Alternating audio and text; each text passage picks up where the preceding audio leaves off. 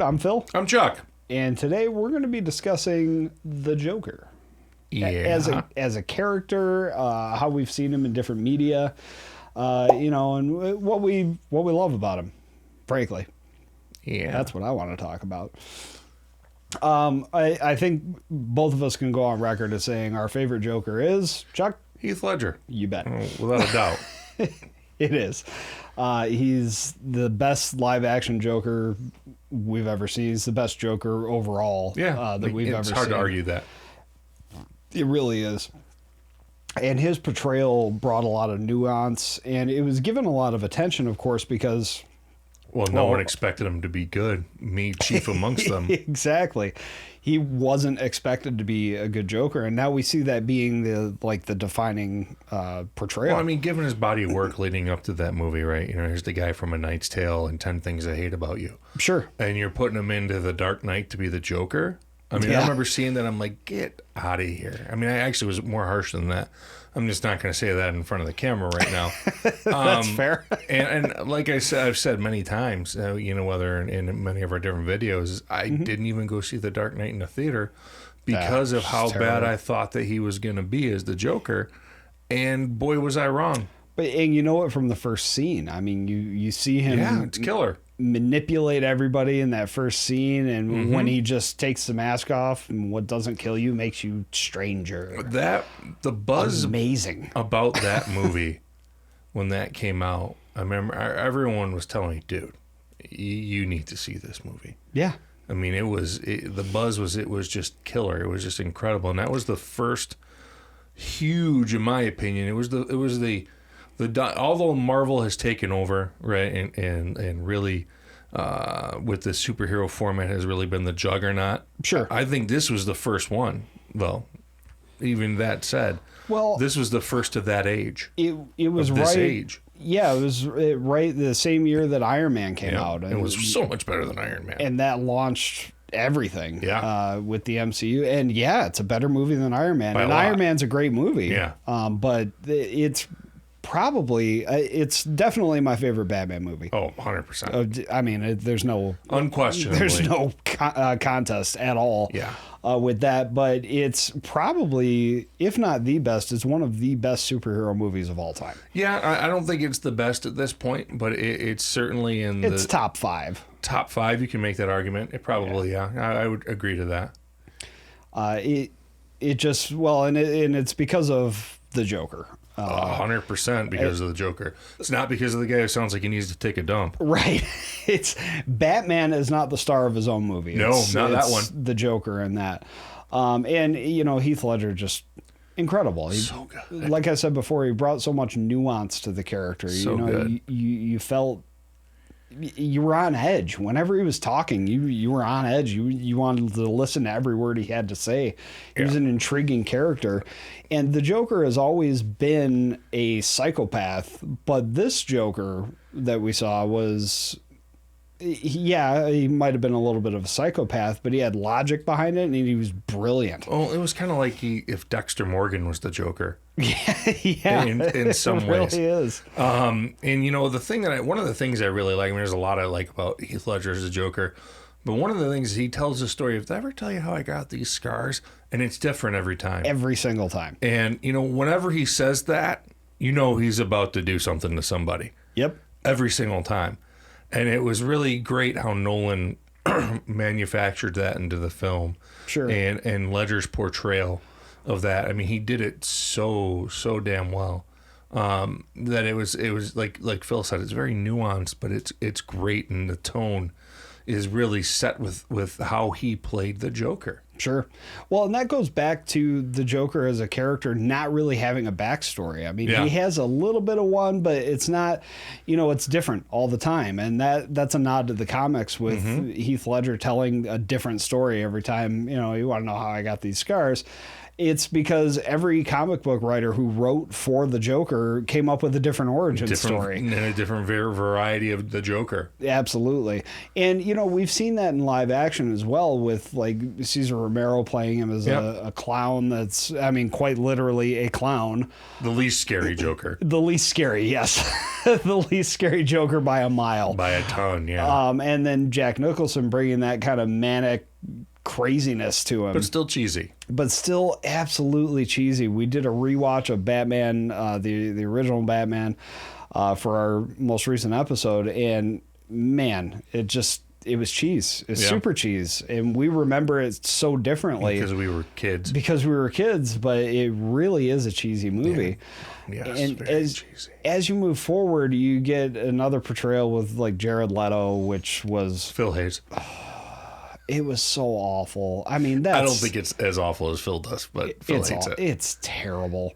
Absolutely terrible. But he's playing the gangbanger prison tat Joker, which there is one of there those is in one the in lore. the comics. I know, but that's the one that they employed in that movie. Yeah, but okay, so it was hotly anticipated having the Joker again. Of course, somebody's got to step into that role and fill those shoes that Heath Ledger left. And nobody's going to do it. Nobody's going to do it right. I have to commend Jared Leto for taking it to that level of commitment of just being awful. But he really... I don't think he was awful, but he's terrible. No one's going to be as good as Heath Ledger. No, nobody is. And, Joaquin Phoenix did a really good job as the Joker in the movie, but for the first 75% of that movie, it doesn't feel like a comic book movie or the Joker. It's just a guy who has mental issues. Sure, yeah. And then, spoilers, if you haven't seen it, when he shoots Robert De Niro, there's the Joker. There and from that is. point on, for the next 30 minutes or whatever you have of that movie, he's the Joker, and he's good. He is. And that last 30 minutes of the movie was worth falling asleep for the first 75. And I say that quite literally. Me and Chuck went to the theater and saw this, and Chuck nudged me like, dude, wake up.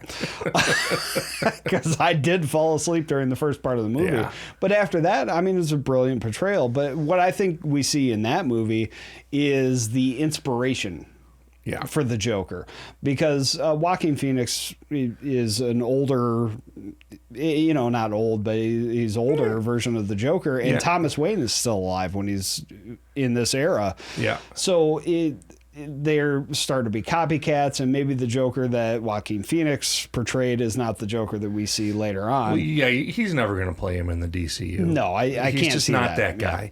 Yeah. I mean, just Joaquin Phoenix as a dude isn't going to be the guy who's in the comic book movies. Who's the He's Joker. Just not going to do it. That's not his thing. Agreed. So I think we're still... The next Joker is out there, and we don't know who it's going to be. No. And I don't know that anyone... the only guy who'd have a shot to rival Ledger is not going to do it because he's, the force is with him and he's way too old to really do it. But in cartoons, it's hands down Mark Hamill. He's so good. He is, I mean, I, of course, grew up watching the Batman animated series, and he was, I mean, he's the Joker to me. He's Luke Skywalker to me as well, of course, but just hearing his voice, and I got an amazing surprise when I was, I don't know, it was like 2007, 2008, 2009, somewhere around there, whenever Arkham Asylum came out, the video game. I'm playing it, and our buddy Jay Naughty, who's out in Vegas now, happened to be staying with us at the time. Just popped by for a visit. Who's got his own podcast? Nerdgasm. Yeah, Nerdgasms Vegas. Check it out. Yeah, they're cool. Anyway, he was staying with us at the time, and I'm playing this game, and it's the voice actors from that Batman animated series, and he goes, "Is that Mark?" He's like, "Yep, that's Mark. That's Mark Hamill." I'm like, no way, that's not Mark Hamill. I listened to him do the Joker forever, and I was like, the more I played the game, the more I went, yeah, that's Mark Hamill, dude. And it was. It's Kevin Conroy. It's Mark Hamill. It's Tara Strong actually voices Harley Quinn, as she did later on. Yeah. But it's that whole voice acting cast. But Mark Hamill's Joker became the definitive version for the animated stuff. Sure. And a lot of everyone who's played the Joker since then in animated and video games and even in live action has taken something from Hamill's performance. Well, sure. He was a foundational piece. Again, I'll use that term. Absolutely. And Batman the Animated Series, it came out in 1992. I was still in high school, and I remember when that came out. I was 10. This many. Well, good for you. In any event, it was a groundbreaking show. It was, yeah. And it was a lot of fun to watch. And I was heavily into comic books at the time. I read Detective. I read Batman. So, I was very much into that show. And it still stands the test of time as one of the best animated series out there. It really does, yeah. That and X-Men 97 are really the two best animated series in general that were long-term series. Now, Batman The Dark Knight Returns is dope, but that's not a long-term series. That's a mini-series. And the animated series took steps to actually be timeless. They wanted, no current events, no nothing. They took the time to say they had a Bible with that series that said, no current events. It's drawn on black paper. It's meant to be dark. The Dark Knight works alone. And that made it a really timeless series. But Mark Hamill's portrayal of the Joker cements it, in my opinion. It's great. Well, I think we're going to come back to this at some point. Of course. But that's our first take on the Joker. We hope you've enjoyed it. Go ahead and check us out on YouTube, Facebook, Instagram, Twitter, SoundCloud, Spotify, all that good stuff. We out there. Share us with all your nerd friends so they get in on the party as well. And with that, we will say, what's on your nerd card?